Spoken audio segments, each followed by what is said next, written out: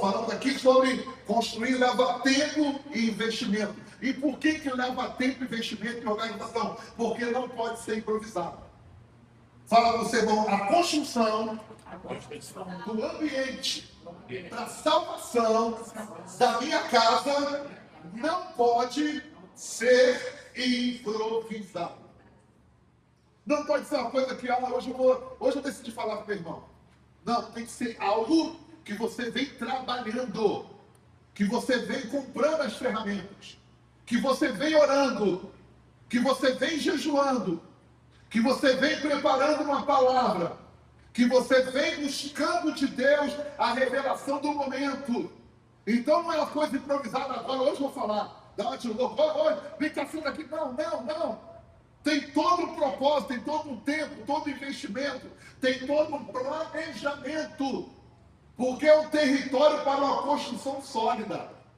Não é uma construção de um barraco, não é uma construção de um tabernáculo que você vai construir, vai desmontar para ir para outro lugar. É uma construção sólida. A nossa família precisa ser uma construção sólida, para que a nossa casa se torne uma casa sacerdotal. Amém? A casa aqui, nós entendemos que a casa sacerdotal é a casa dos pastores, não, irmão. Eu sei que você já ouviu isso por aí, não. Vamos lá na casa do nosso sacerdote, você é da tua casa. Eu que estou falando da tua casa. Já falei muitas vezes aqui com o marido. Eu não quero saber de esposa vindo me pedir direção na palavra. Quem tem que dar direção na palavra é quem? Marido. O que Paulo falou para as mulheres? Se vocês tiverem dúvida, pergunta a quem? Ao pastor? Está escrito que lá. Pergunte a quem? Pergunte a quem? Não. Paulo falou para perguntar a quem, irmãos? Ao marido. Ok?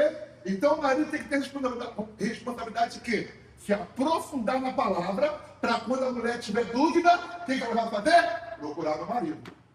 Aí, se o marido tiver dúvida, ele vai procurar o apóstolo, que o apóstolo vai pegar o pescoço dele e falar: por que está com essa dúvida ainda?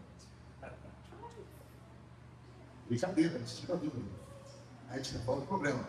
Mas, a princípio, fala para o seu irmão: a esposa deve procurar o marido crente para tirar a dúvida sobre as escrituras. E isso traz o quê? Responsabilidade para os maridos. Amém? Os maridos ficam responsáveis de quê? Eu tenho que me aprofundar na palavra. Porque vai ser vergonhoso a esposa de marido crente procurar o apóstolo para perguntar algo sobre a palavra. Vou repetir. Vai ser vergonhoso a esposa de marido crente procurar o apóstolo para tirar dúvidas sobre a palavra. Porque a Bíblia vai procurar quem? Então diz aqui, nós acabamos de falar sobre isso, a construção leva tempo, investimento, organização, para que não seja uma improvisação. A conquista da nossa família, a preparação desse território, não pode ser improviso. Por isso que Deus avisou Moisés muito tempo antes. Começa a construir a arca. Moisés sabia quando que viu o dilúvio? Não. Deus falou a Moisés: daqui a 3 meses eu vou enviar o dilúvio? Não. Começa a construir a arca. Quem quis dizer para Moisés? Moisés, começa a entrar no meio da mata aí e começa a cortar madeira. Perdão, não é? Falei Moisés? É porque Moisés estava lá. Estava nada. Então Deus falou para Noé, vai lá e começa a cortar madeira. Começa a preparar as madeiras. Porque vai precisar de muita madeira. Então, quanto tempo, irmãos, será que Moisés levou só cortando madeira? Antes de fazer qualquer coisa, antes de estabelecer qualquer tipo de estrutura na embarcação, quanto Noé levou gastando tempo ali no meio da mata, cortando madeira, cortando árvore e preparando a madeira para a construção? Quanto tempo? Não sabemos, mas foi bastante tempo. Pelo tamanho da arca, pela dimensão da arca que Deus mostrou para Noé, ele levou bastante tempo preparando a madeira. Então fala para o seu irmão: e o que é preparar madeira?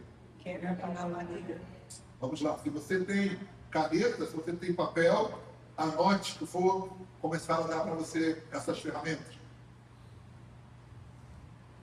Vamos lá. Então nós precisamos ter conhecimento do terreno, repita comigo, conhecimento do terreno,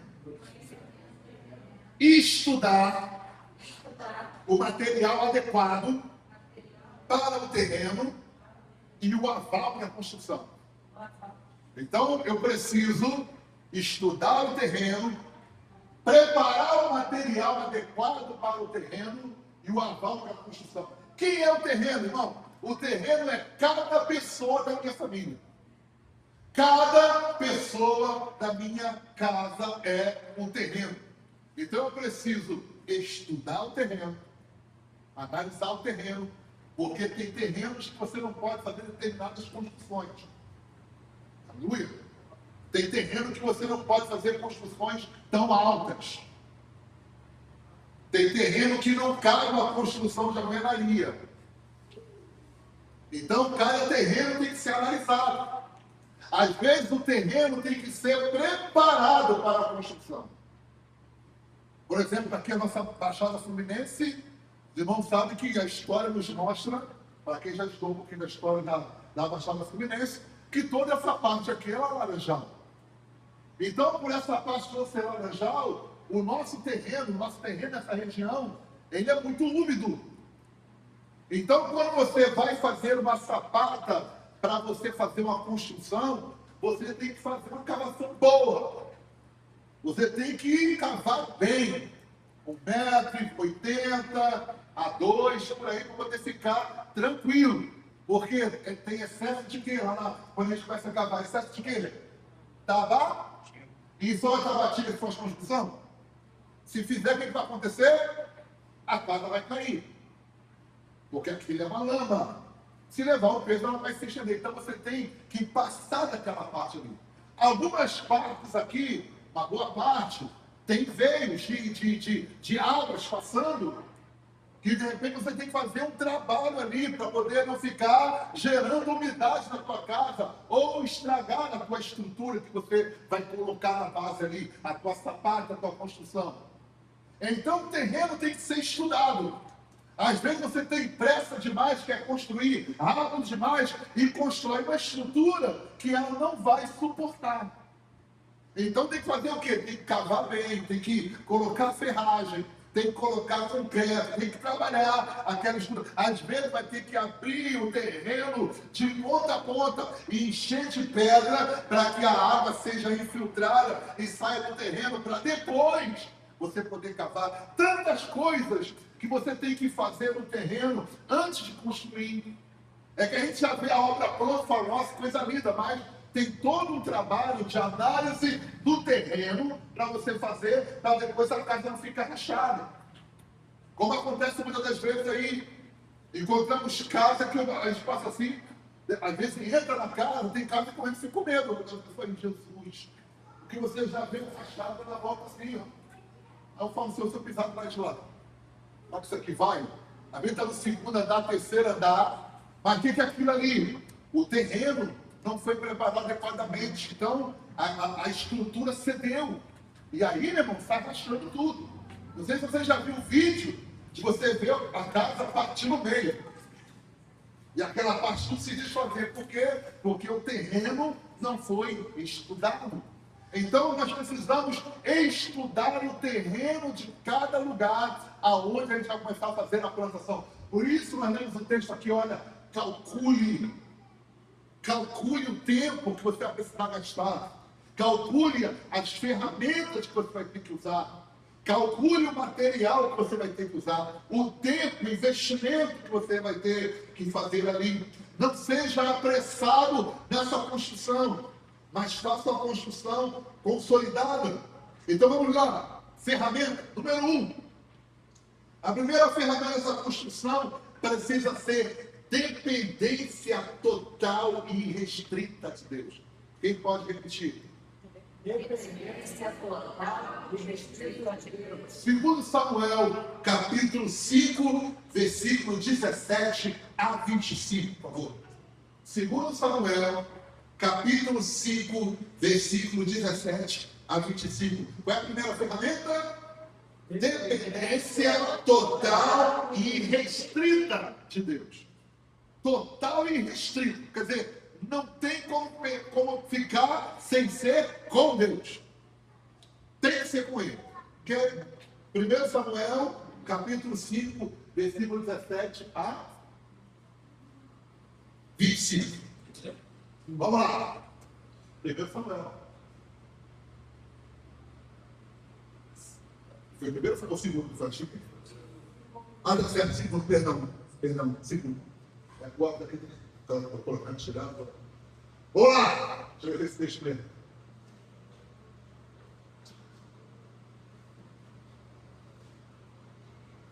Deve ter um pouquinho, entendeu? Eu levei a anotação. Tá certo, pode voltar. É que a versão é diferente. Vamos lá. Ao saberem que Davi, presta atenção nessa leitura aqui comigo, irmãos. Ao saberem que Davi tinha sido ungido rei de Israel, os filisteus foram com todo o exército prendê-lo, mas Davi soube disso e foi para a fortaleza. Tendo os filisteus se espalhado pelo vale de Refaim, Davi perguntou ao Senhor: devo atacar os filisteus? Tu os entregarás nas minhas mãos? O Senhor lhe respondeu: vá, e eu os entregarei nas suas mãos. Sério. Então Davi foi a Baal-Perazim e lá os derrotou e disse: assim como as águas de uma enchente causam destruição, pelas minhas mãos o Senhor destruiu os meus inimigos diante de mim. Pelas minhas mãos quem destruiu, irmãos? O Senhor. Diante de mim. Então aquele lugar passou a ser chamado Baal-Perazim. Sério. Como os filisteus haviam abandonado seus ídolos, ali Davi e seus soldados os apanharam. Volta aí, por favor. Volta aí. Ali Davi e seus soldados os apanharam. Ok? Então o que nós vemos aqui? Davi orou ao Senhor. Davi buscou o Senhor, falou: Senhor, eu vou atrás dos filisteus ou não? Deus falou o quê? Vai, que eu vou te entregar nas tuas mãos. Vou te entregar nas tuas mãos. Davi foi lá e derrotou os filisteus. Beleza. Filisteus representa pra gente o quê, irmãos? Ataque de demônios. Fala comigo, filisteus. Ataque de demônios. Ataque de demônios. Ok. Davi venceu. Aí você pensa assim: glória a Deus, tranquilo. No outro dia, irmãos. Agora passa o versículo 22.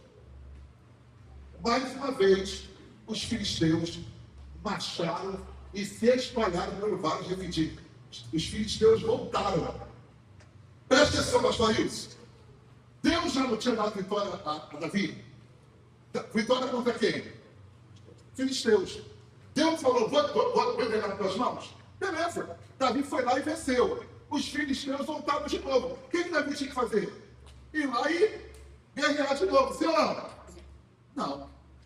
Fala para o seu irmão: a dependência total e restrita é essa.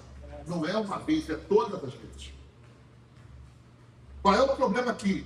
Aquilo que nós ministramos algumas vezes passadas aí.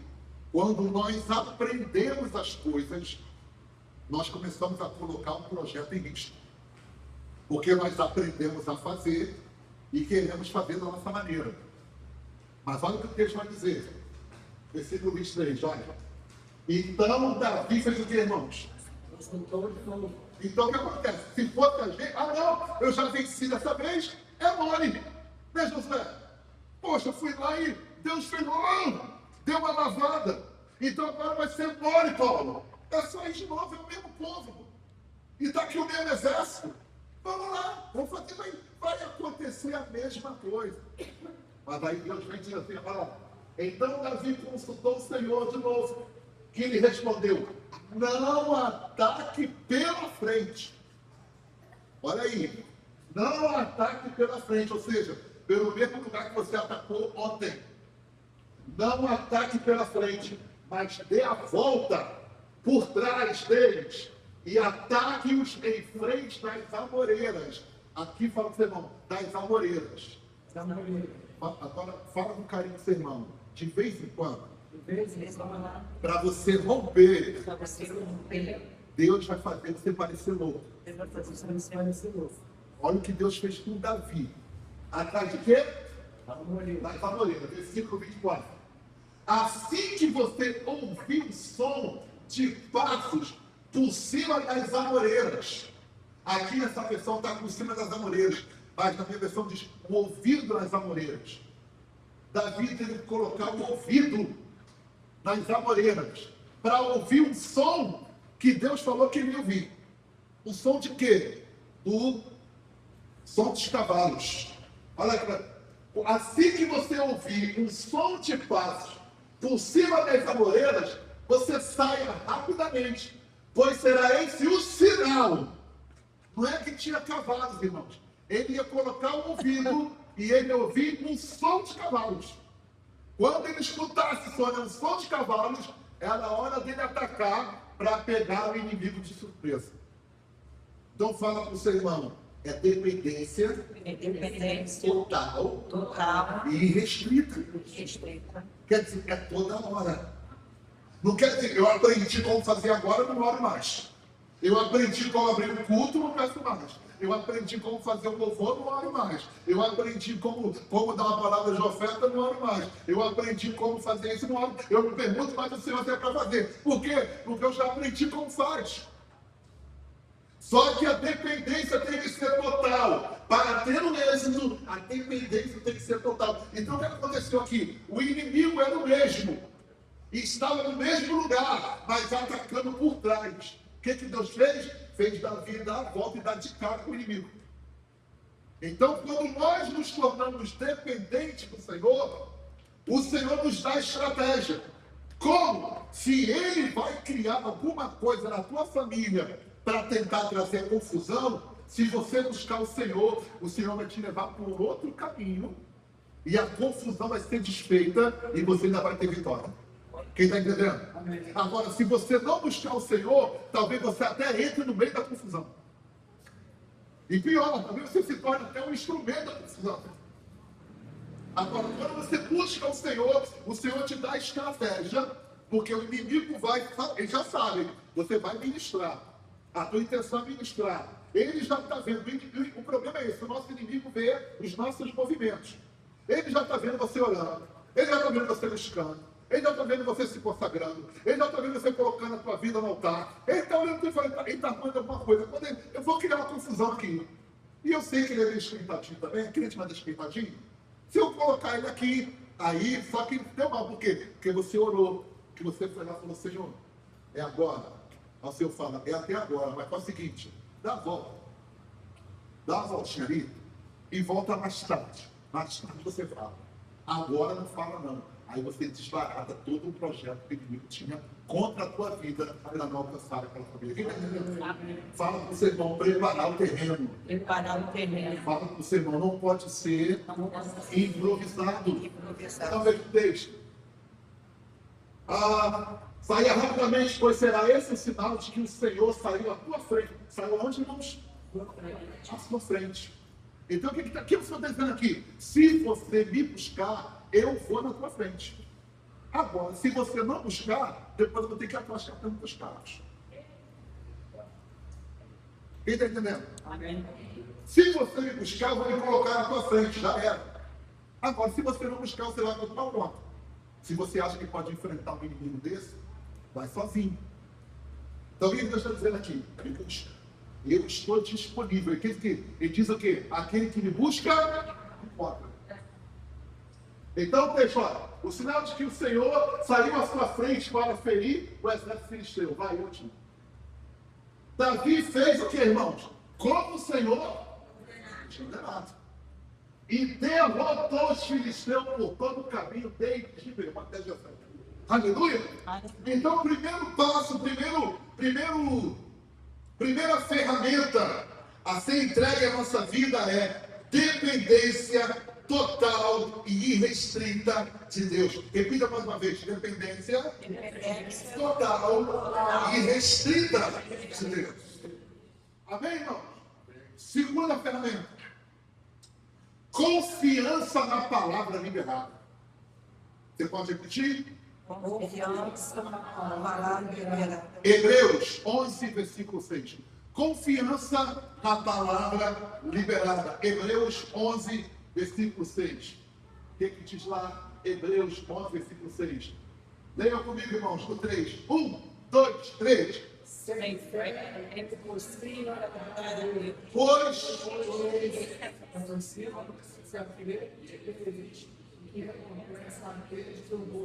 amém? Então, quem se aproxima dele precisa o quê? Crer que ele recompensa quem o busca. A palavra aqui é galardoador daqueles que o buscam. Então, quer dizer, quando eu vou buscar ao Senhor, eu preciso ter a convicção de que Deus está me ouvindo e que Ele deseja me abençoar. Então, não é só ter aquela fé que ajoelha. Porque existe a fé que crê que se ajoelhar vai orar. Aleluia. Mas não é só crer para ajoelhar e orar de que Deus vai te ouvir. É crer que verdadeiramente Ele é galardoador daqueles que o buscam. Ou seja, Ele vai dar, Ele vai abençoar, Ele vai recompensar aquele que o busca. Então veja, olha, primeiro, sem fé é impossível. Então quer dizer, se eu vou lá sem a minha fé, se eu já não estou crendo, é melhor me ajoelhar. Já não estou crendo. Vai ser só palavras lançadas ao ar.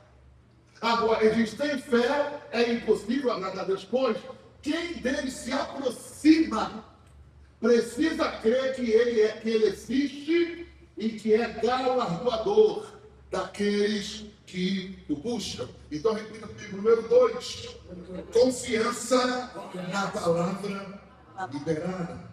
Número 3 e 4 eu vou conectar, para a gente terminar, porque a hora já foi. Número 3 e 4, oração de ousadia. Fala comigo, oração de ousadia. Número 4, entender que mar calmo não forma marinheiro e turbulência não derruba avião. Vou repetir. Entender que mar calmo não forma marinheiro e turbulência não derruba avião. Amém? Amém. Apóstolo, por que isso? Porque se você vai mexer em algo nessa dimensão, você precisa estar pronto para os contra-ataques do inimigo. Sendo que o inimigo, mesmo ele atacando, se há uma palavra liberada, ele não tem força para vencer a tua vida. Ele não tem força para te paralisar. Mas turbulência haverá. Agora, uma das coisas que precisa ficar muito clara em nossa vida é que turbulência não derruba avião. Por que turbulência? Apóstolo, por que turbulência não derruba avião? Porque o avião se fez exatamente para isso. Para lidar com turbulência. Se tem uma coisa que não derruba avião, é turbulência. Agora, faz todo mundo que está dentro tremer. Principalmente se a turbulência é aquela que só faz avião daquela balançada assim, dá glória a Deus. Porque quando você vai, às vezes, para um lugar aí que passa ali por cima do Pacífico, é maravilhoso. Que você está vindo assim, de repente alguém fala assim, tua alma ficou lá em cima. Ela vai voltando devagar. Senhor, o que foi isso? Né? Então, mas a turbulência, ela não derruba o avião, porque o avião está preparado para isso. Se você sair, quando você chegar lá com o avião pousar e perguntar ao piloto, cara, que turbulência foi essa? Ele vai falar para você o que ele fala, assim, já teve muitas piores. Porque turbulência não derruba avião. Então fala para o seu irmão, pode sacudir, pode balançar, mas fica firme. A turbulência não vai derrubar a tua vida. Fala para o seu irmão, a tempestade não vai afundar o teu barco. Pelo contrário, vai forjar um bom marinheiro. Nenhum bom marinheiro é forjado em mar calmo. O bom marinheiro é forjado no meio da tempestade. E aí, se você quer entender as tempestades, o propósito dela é esse. Jesus estava lá no barquinho, dormindo lá, deitadinho, e vê a tempestade, deu aquela sacudida, viu não? Os marinheiros todos ficaram doidos, os discípulos falaram, Senhor, nos ajuda aqui. Calma, está tudo tranquilo. Todo balanço no reino de Deus é para justo. Olha o que você não fala isso para ele. Todo balanço no reino de Deus é para justo, não é para te matar. É igual você pegar os japericos. Você pega os japeri, esse horário de 5h30, 6h da manhã. Você entra lá, irmãos, aquele japeri, e coloca a mão lá na ferida e fala, glória a Deus, tu entrou. Pá, aí tu sentiu uma coisa, levantou o pé, não coloca mais. Não tem mais espaço para colocar o pé. Aí o trem dá aquela balançada, pronto, coloca o pé no lugar. Ajustou. Às vezes você está ali todo torto no trem. Meu irmão tá bravo aqui. Aí o trem, tudo. Aí você, opa, ajustou. Aleluia. Fala para o seu irmão, a tempestade traz ajuste. Não é para te matar, não é para afundar o teu barco, é para ajustar. Então veja bem, vamos entender isso. Número 1, dependência total e restrita. Número 2, confiança na palavra liberada. Número 3, oração de ousadia. Por que oração de ousadia? Porque você já entende que mar calmo não forma do marinheiro. E você já entende que turbulência não derruba avião. Então, mesmo diante da adversidade, mesmo diante do caos, a tua oração não muda. Mesmo diante da adversidade, mesmo diante da turbulência, a tua fé não balança. Fala para você, não está entendendo isso aí, meu irmão? Vai balançar, mas a tua fé está firme. O mar vai sacudir o teu barco, mas a tua fé está firme. Você sabe que o Deus que você serve, ele libera uma palavra e o mar se acalma e o vento cessa. Ele libera uma palavra e a turbulência cessa e a viagem chega ao seu destino. Fala para o seu irmão, e o destino desse voo é a salvação de toda a tua casa. Quem recebe, pode dar uma palavra ao Senhor. Aleluia. Terminando, a última ferramenta. Consolidar com palavra, oração e adoração como arma de guerra.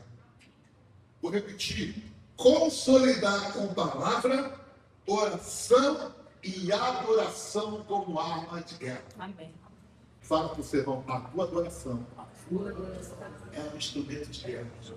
Fala para o seu irmão, não permita que falte adoração na tua casa. Amém. Não permite que a sua casa fique sem adoração. Meu irmão, coloca no celular, coloca na televisão, coloca no Spotify, seja lá o que for que você tiver, mas coloca adoração na tua casa. Porque a adoração é um instrumento de adoração, mas também um instrumento de guerra. Amém? Agora, concluindo, Isaías 44. Isaías 44, versículo 2.